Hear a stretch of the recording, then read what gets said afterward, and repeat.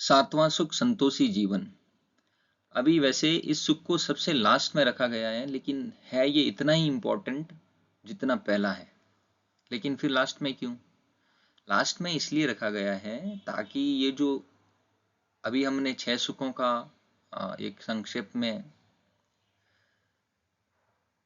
Discussion किया है, अगर किसी को उनमें से उनका अभाव है, उनके पास वो चीज़ नहीं है, तो भी उनको इस बात को लेके संतोष रखना चाहिए कि आज नहीं तो कल हमारे पास भी हो जाएगी।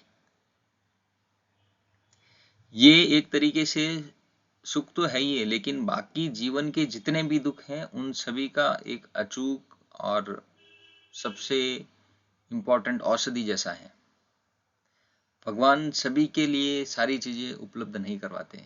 जीवन में कहीं न कहीं कुछ न कुछ कमियां रखते ही हैं, और उन कमियों से उभरने के लिए वो भगवान हमें अपने साथ कनेक्ट करके रखना चाहते हैं। तो इसमें ऐसा है कि जितना भगवान ने दिया है, जैसी स्थिति बना के रखी है, उसको सहर्ष स्वीकार कर लेना चाहिए, उसमें ही हमें संतोष रखना चाहिए और ईश्वर की भक्ति करते रहना चाहिए, उनसे कनेक्टेड फील होना चाहिए हमारा। अल्टीमेटली दुनिया में हो रही सारी चीज़ें कहीं न कहीं एक तरीके से जो सुपर पावर हैं उनके थ्रू कंट्रोल होती हैं, जिसको हम भगवान बोलते हैं, ईश्वर बोलते हैं, अल्लाह बोलते हैं। और जब हम एक तरीके से संतोषी जीवन जीने लग जाएंगे तो बाकी सारे दुख इतने हल्के लगेंगे कि वो उनको मतलब वो कभी हमें इतना पीड़ा नहीं देंगे।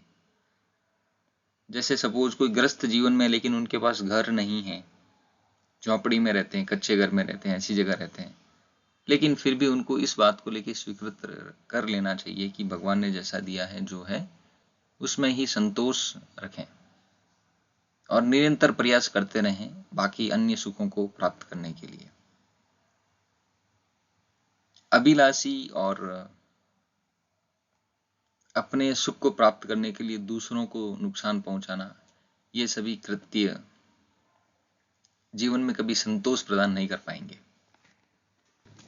और इस तरह की जो सारी चीजें हैं वो हमें ऐसी जगह पे सुनने मिलती हैं जहाँ पे कोई महात्मा हमें बता रहे हैं। तो ईश्वर भक्ति मतलब महात्मा है वो ईश्वर भक्ति करते हैं, तो हम उनके पास जाएंगे तो हमें संतोष वाली बातें बताएंगे। फिर ऐसे लोगों के साथ जोड़ेंगे जो सत्संग करते हैं, जो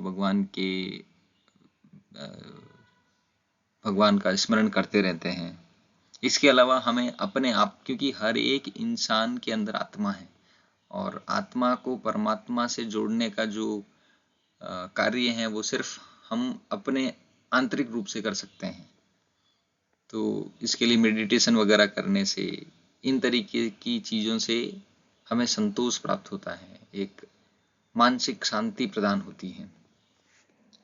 तो ये नियंत्रित रूप से निरंतर रूप से हमें करना चाहिए।